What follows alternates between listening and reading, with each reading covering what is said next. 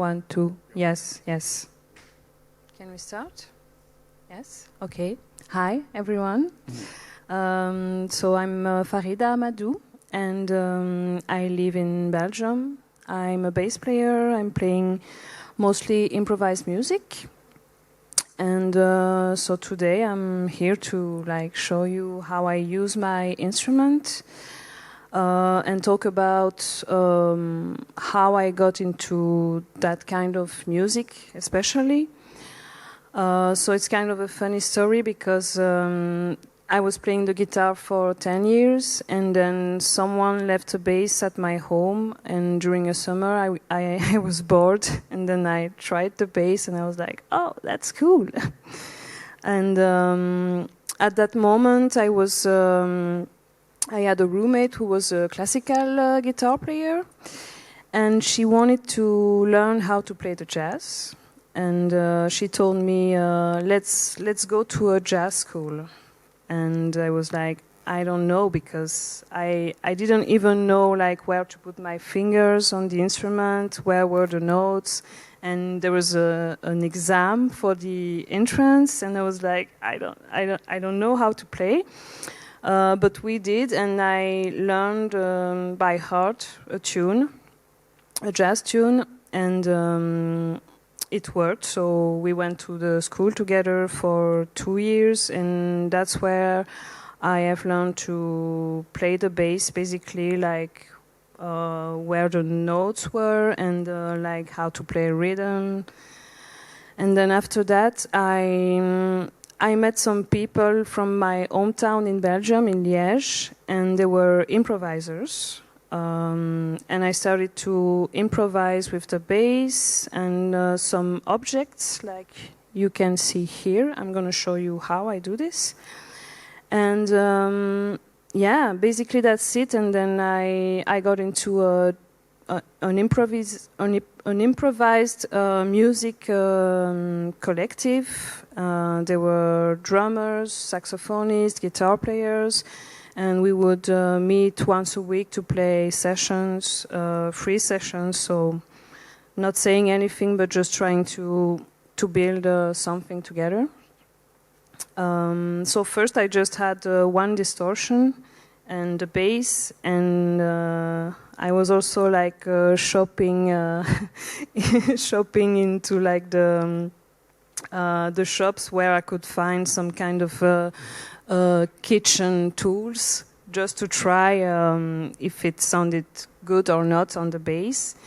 And the way I see the bass is more like a piece of wood that makes sounds, not really. I wouldn't consider myself as a bass player, regular bass player, but I am using this as a piece of wood that makes sounds and that goes through pedals, basically. So maybe I can show you what I'm doing with my objects, if you should like.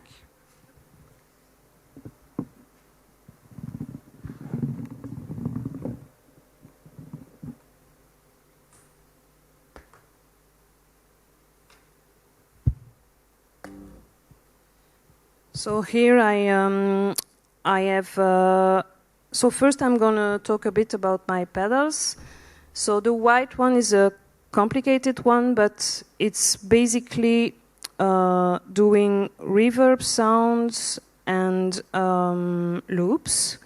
And then I got a freeze one, who's freezing the sound. And then this one, the orange one, is a distortion pedal, basically. But the way I use it with this, for example, is that I put the minimum of distortion so I can work with the texture like this.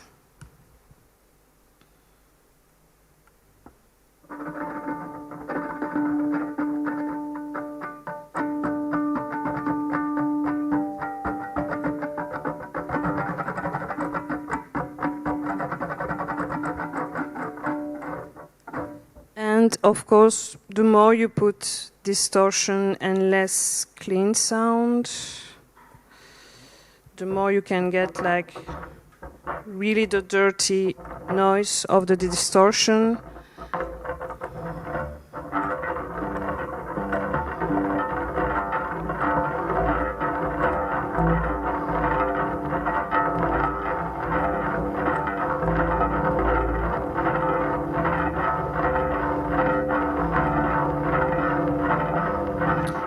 I'm going to add the freeze.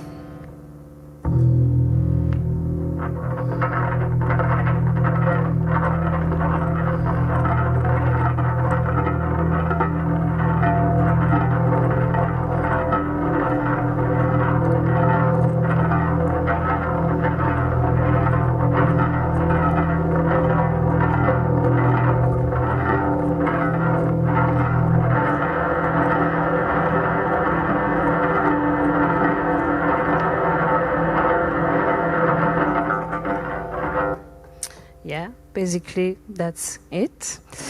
And I'm also using another distortion here, an overdrive. Actually, it's mostly distortions, but I use it in different ways. Just sometimes I just like put more or less clean sound, but basically I'm just using a lot of distortion here. That one is the most dangerous one because so it's doing like very like an uncontrolled sound actually. So if I just touch the bass like this,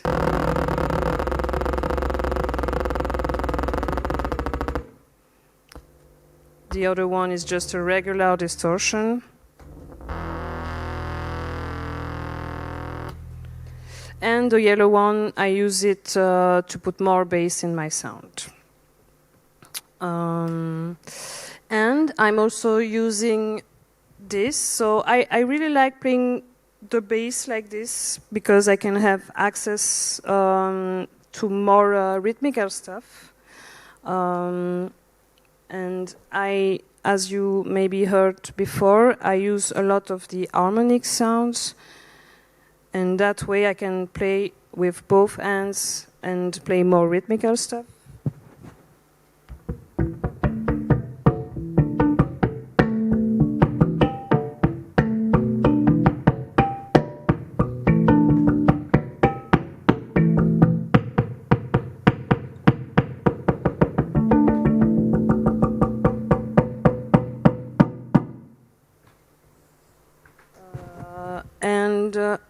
Here it's what's under a snare of a drum. I just also like found it on the floor sometime when I was rehearsing with my musician friends, and I use it to do texture as well.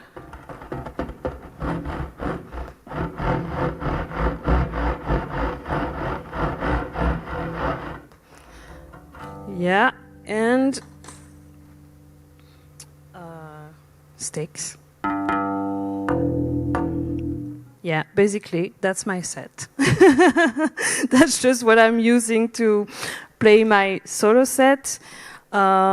It's not like I was like really looking for a certain sound when I started playing solo.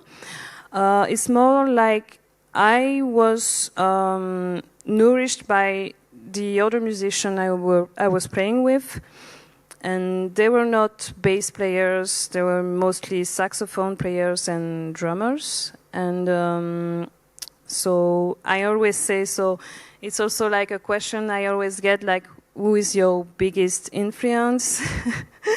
And it's not especially bass players actually, which can be weird to some people, but I was listening to a lot of jazz, so I was really inspired by John Coltrane, Alice Coltrane, and also Thelonious Monk, and just like listening to all the notes like they were playing got me into hearing more what the other musicians were playing around me.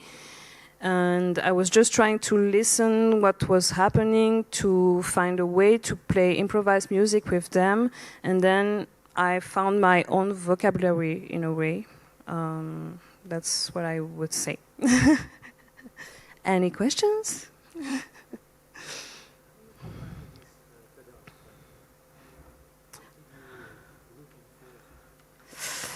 So how did I combine the pedals?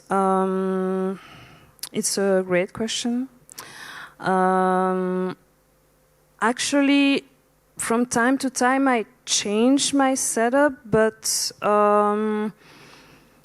it was also first like, so that distortion, the black one, was made by someone I know in Belgium, and this one was made by a Belgian guy also. So they are friends who are experimenting also, but with electronics. And I think it's also super interesting because before I knew them, I didn't know it was so creative to build pedals. And basically you can say, ask them whatever you want and they will build it. And I think it's crazy. So yeah, those two. So I would say my first thing was to just play with distortion, basically. That's why I got 3 distortion and then a 4th one. I didn't know what I was going to do with that one. But then the way I combine them is also depending on the experience of playing solo. So first I just combine them without really thinking, and then the more you play with people or the more you play solo, the more you understand, maybe that one is not working with the other one, I'm gonna change. Also, if you change the pedals in the circuit, it makes a different sound. So it's basically by experimenting also with the pedal chain. Yeah. Mm-hmm. So the first one is called the stamen. So yeah, it's separated in 2 parts. There is one part, it's like a lot of different kind of loopers. There is a lot of aleatory sounds, and also like you can put sounds in reverse. You can always change the pitch, but it's very complicated. It was made by that guy, which is very smart, I think. It's called David Rollo, and the pedal is called Drollo. So basically, it's different kinds of looper, and on the other side, it's reverb and also some kind of freeze, but you can also change the filter. So it's a very complicated multi-effect, which is funny because I was really against multi-effects first, because I like having one thing doing one thing. It's the same for the bass. I'm playing with a short scale bass, and first I was also very against short scale basses. I don't know why. And then I played in Berlin once, and I didn't have a bass, so I asked a friend, and he loaned me that one, and I was like, wow. And I bought it 2 months later because I fell in love with that sound. Yeah. Any other questions? Is this your setup every time, or do you randomly change it? Now it's been my setup since 3 years. Yeah. And also that means when I'm playing solo, of course it's improvised, but when you play solo like for a long time, there are some stuff that are coming back in the music, some kind of loops or even some kinds of melodies. And first I was trying to fight against this, because I was thinking it's free music, so it should be different every time. But at the same time, being free and playing in a free way means like to me at least, it's also important to accept what's always coming back. It means something, like even if it's not written, if it's like maybe, I don't know, the muscle memory or something is coming back, I'm trying to deal with this as well. So I would say like since 3 years there's some kind of solo that is like improvised, but similar to one to another, are similar, I would say. Yeah. Talking about bass, the sound is also, there's a physicality to the sound. So how do you approach this aspect of this? It's very specific. Like I think like every room you play is different, and since you also work a lot with the volume, so So how the physical aspect of the sound affects your approach, and how it and if it like changes if you work with the room every night. Yes, of course, it's changing, because here, for example, it's a big room and big sound, and it's interesting because it's not because I can play very loud that I would do it. Yesterday or the day before, I don't even remember, I was in France and it was a smaller room. So what I'm trying to do to like adapt to the room is first trying to play with distortion on and off. I would just play a chord on and off to try to understand like if the room is like getting like more high notes or more low notes, because of course it would change my my piece, I would say. And also sometimes I've been invited to play in like really big venues, like with a lot of reverb. I played in a water tower. A water tower. It was 38 meters high, and it was something like, even like just like opening the bag of my bass, there was like I don't know, 20 seconds of reverb. So I was just like, whoa. So yes, of course I cannot play like in a very I cannot play like really like furnished piece, and I need to really like try to understand the room and play in a gentle way first, and play with the reverb of the venue. Yes. And how, is there like approach to do you differ in between rhythm, like some nights would be like more rhythmical and some nights would be like drony more? So is it also like the room that affects this? You decide, or you go really like spontaneously, just the feeling? Yeah, no, I really go spontaneously with the feeling. Also because I think I cannot play without rhythm. Really, it's not like rhythm like super like metric, but there is always rhythm, and I think there was always rhythm in my way of playing.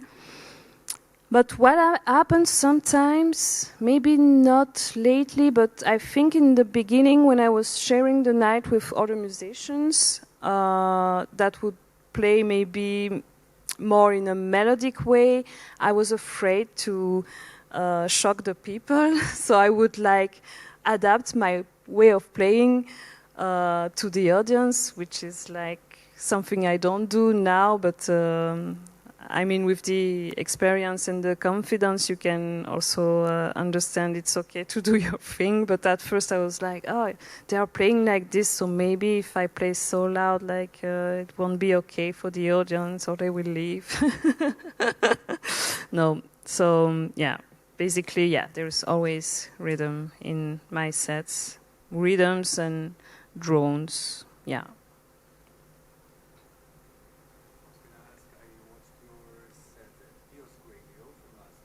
Mm-hmm. I saw that you had like a synth version there. Mm-hmm. Is that something that you use often in your sets, or was that more like a So using the synthesizer it was in my head. It was a proper project. So the way I see my solo is that I can have this setup and play the kind of solo you will hear tonight, and another setup with synthesizers, and I'm working now on a third setup with voice.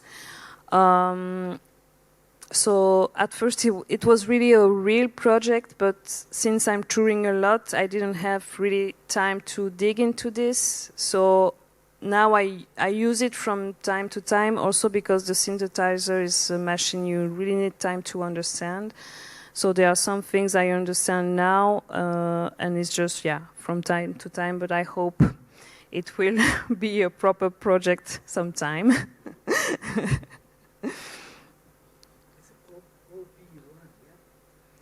Yeah, I use the OP1 and the Arturia. What is it again? Microfreak. Yes, yes. Thank you. Yes.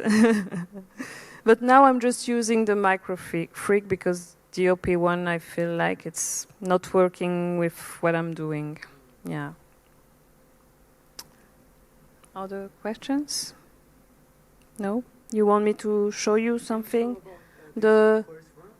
Yes, yes, sure. I cannot talk and play at the same time, so. You can do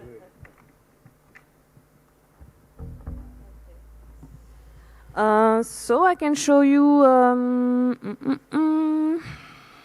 I will show you. So there is the looping side. There is what Drolo calls the glitch mode. So.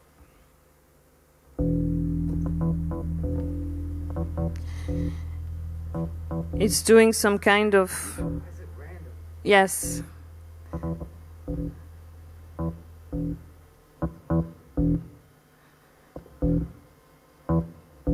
And you can add some stuff here.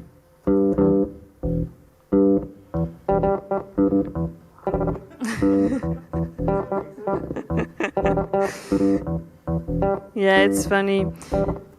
This is.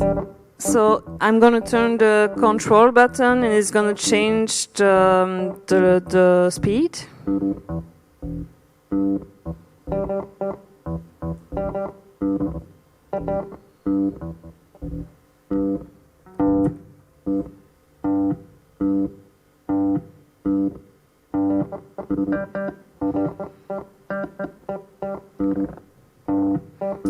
And here you can change the pitch.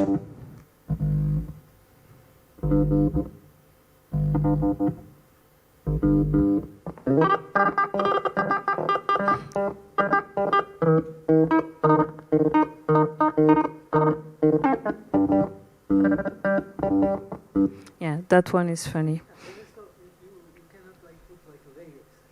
And you press again. You can. Yeah, that's what I was trying to do.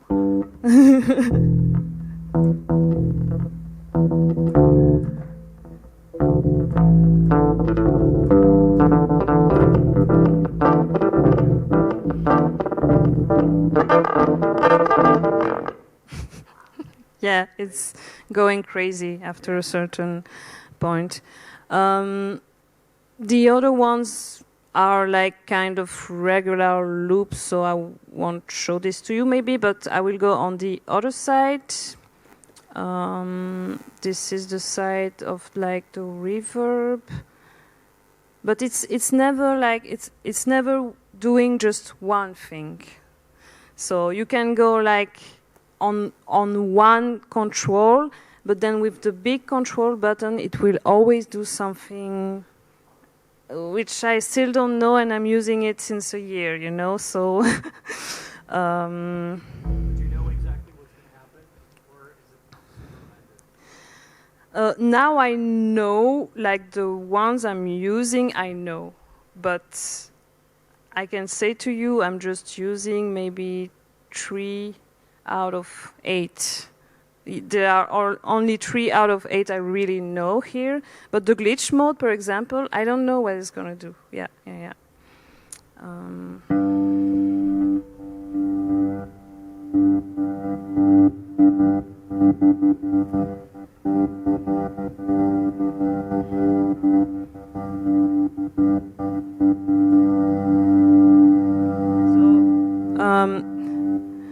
So if I'm down here, it's just basically a freeze like this. But the more I go on the right, the more it's doing some kind of staccato rhythm, I would say.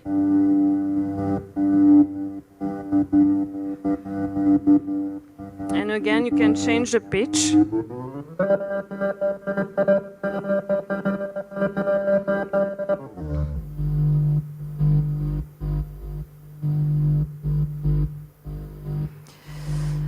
But the thing on that side is that you cannot add layers.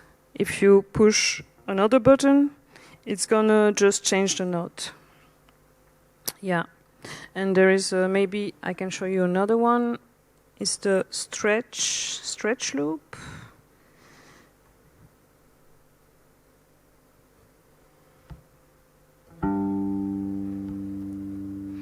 And if I push the other button, it's gonna make a delay.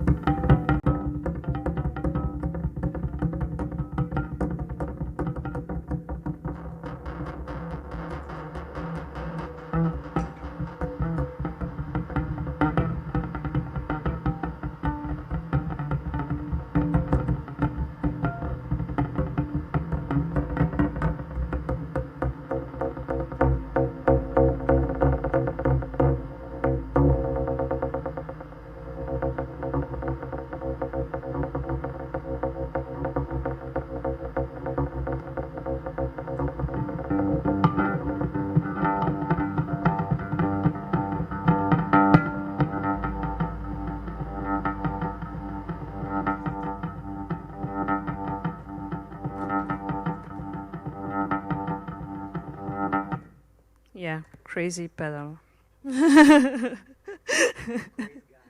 Yes, yes, yes. Very smart. Yeah, yeah, yeah, yeah. I feel that one. It's very like I think a lot of people have this. It's just what we call a fuzz factory. So it's just a fuzz.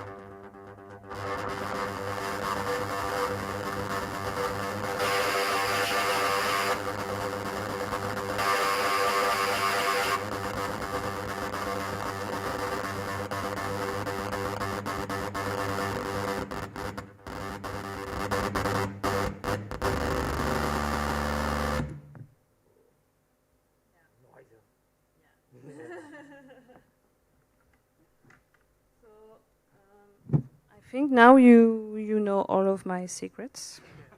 What am I going to do tonight? I'm going to play acoustic, maybe. Yeah, I don't know what I could say more. I don't know.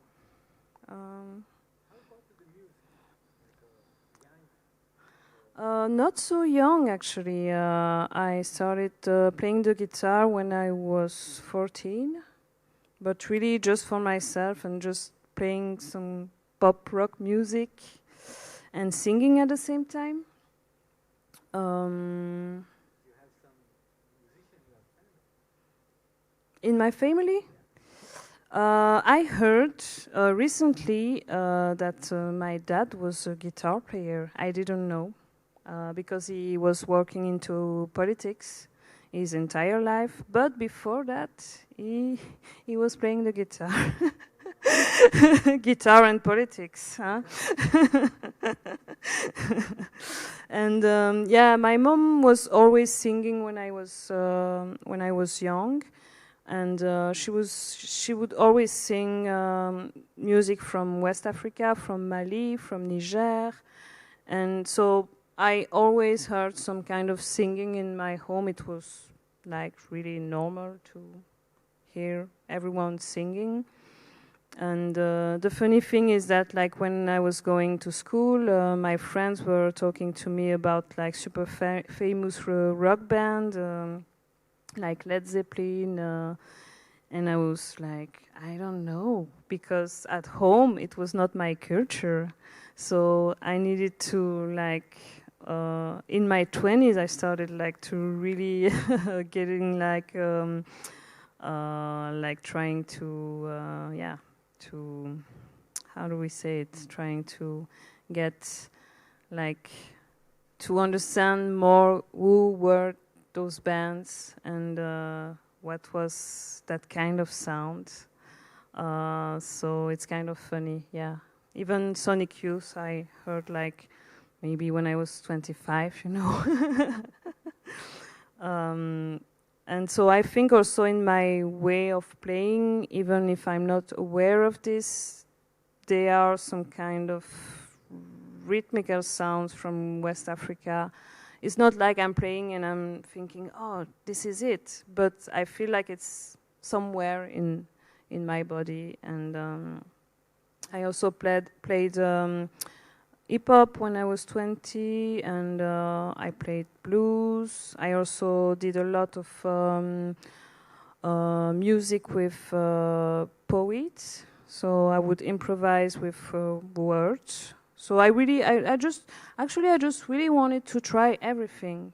I liked so much that instrument, the bass, when I find out it was this, the sound, like the touch of the strings, that I just wanted to play with everyone, so I tried everything I could at that moment. And then I of course started to get more work into improvised music, so now I'm mostly doing this. But I also recently, 2 weeks ago, started a new rock project, a duo with a drummer friend, so it's written music. And I'm open to everything, basically. I just want to play.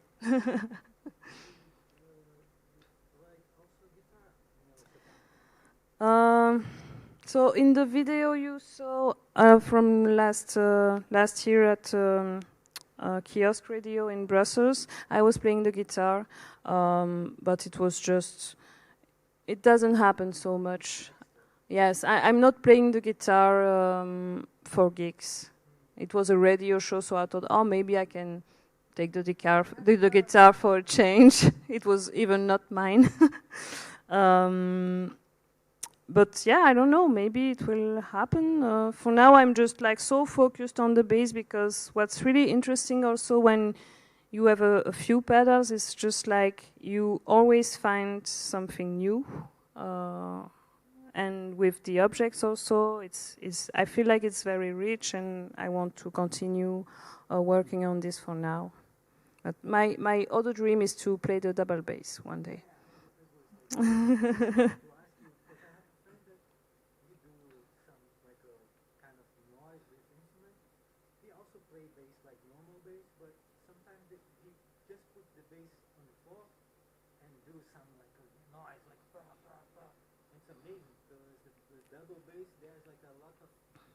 Mm-hmm. And it's like acoustic stuff, you know. Yeah, yeah. Bass is like more portable, you know.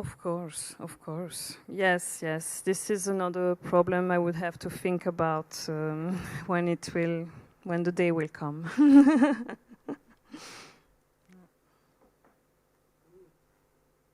Nothing.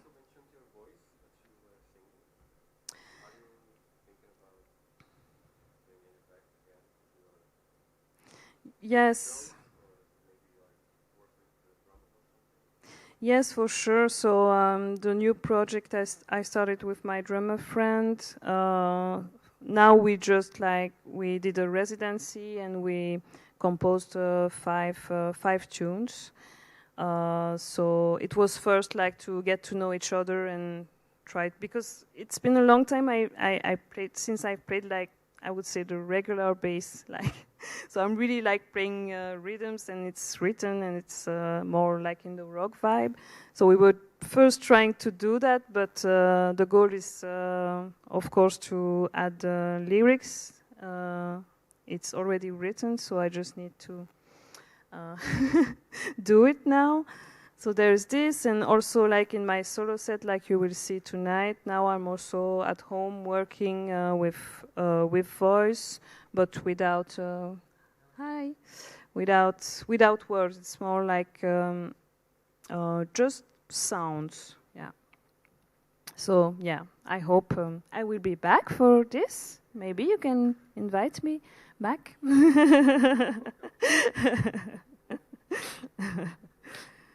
Yes, but it's true, like the voice is something else. I feel like it's like, so this is actually an interesting question, because I always felt like the way I'm playing the bass now with the pedals and the noise was helping me to say some things I couldn't say with words or with my voice, because I was too shy or because of traumatic events, whatever.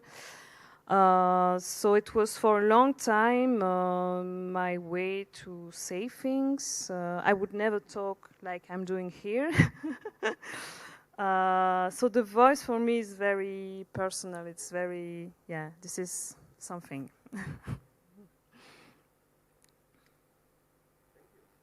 Thank you. Thank you for listening. Yes, I hope you will be here tonight. Yes, me too. Thank you.